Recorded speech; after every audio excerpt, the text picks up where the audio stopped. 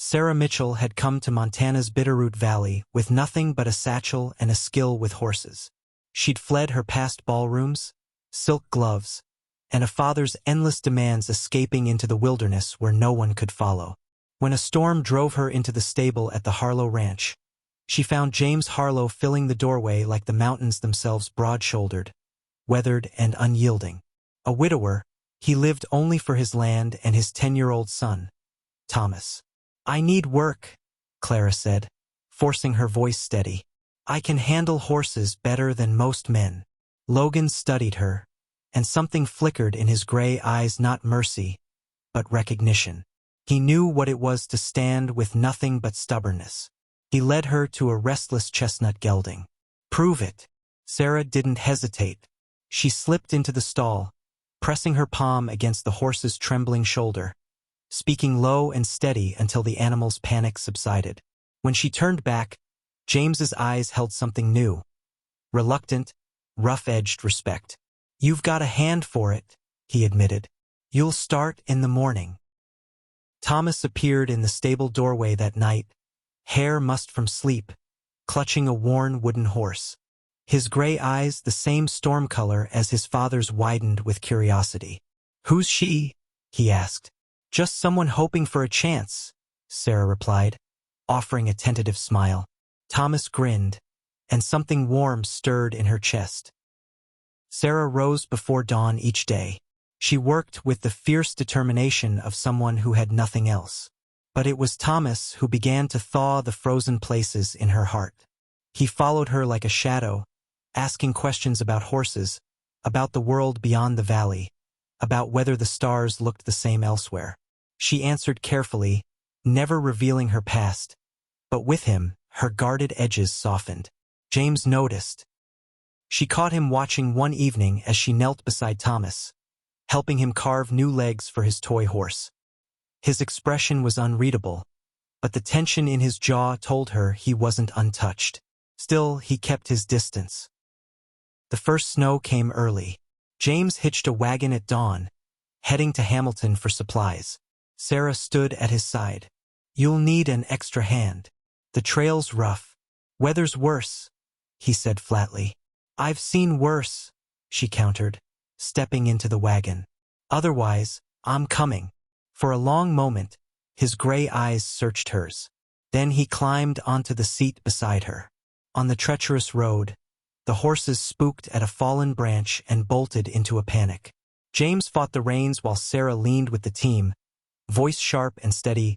"Easy, boys. Easy now," until the frenzy bled into exhausted submission. Afterward, sitting in the frozen air, James spoke quietly. "That's what my wife used to say, that we do what had to be done." Sarah heard the grief in those words, the kind that clung like a second skin. She spoke the way she did with frightened horses. "Losing someone doesn't mean you stop needing help." James didn't answer, but as they guided the team onward, his shoulder brushed hers, a quiet acknowledgement he didn't put into words. On the ride home, night fell early. James spread his heavy coat across both their shoulders without comment. Sarah felt the heat of him, steady and solid, and for the first time in years, she allowed herself to lean. When they reached the ranch, Thomas was waiting on the porch with a lantern. Sarah knelt and pulled him into her arms before she could think better of it. His small body trembled, clinging to her. James stood watching, his expression unreadable, but something had shifted. Winter deepened hard and fast. One dawn, a hand burst into the yard, red-faced and panting.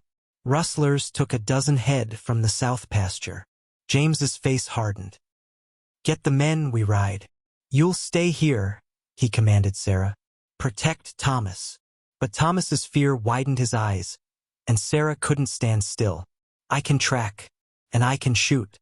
You know it." James hesitated, then thrust a rifle into her hands. "Stay close. Don't take risks." They rode hard, snow stinging their faces. When the rustlers came into sight, Sarah dismounted and pressed herself low against the snow. She steadied her aim on a man swinging his weapon toward James. The shot rang true. He dropped. Sarah's hands trembled, but she didn't falter. She reloaded, covering James as he charged forward.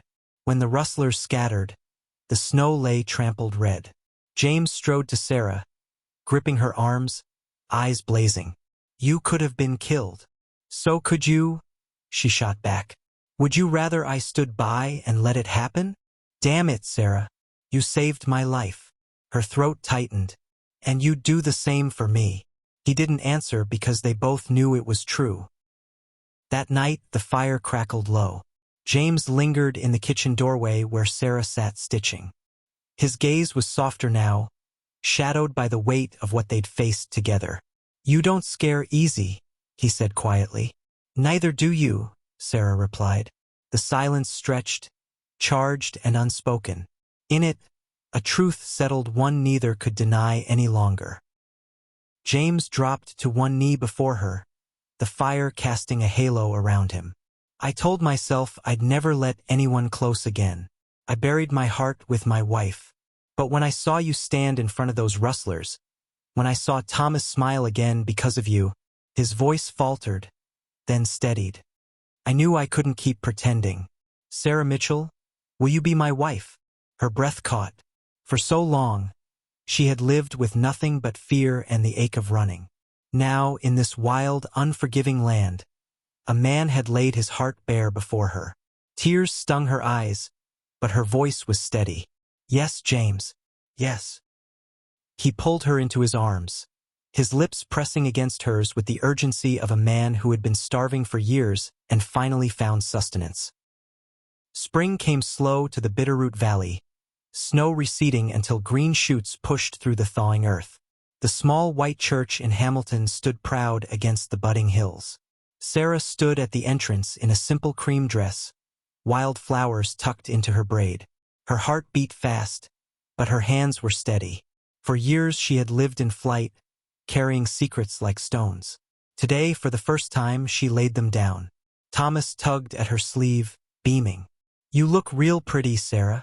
And you look handsome enough to guard me down that aisle," she whispered. Together they walked toward James, who stood tall in a dark coat, his gray eyes softer but no less steady. When he reached for her hands, it was with the certainty of a man who knew exactly what he was choosing.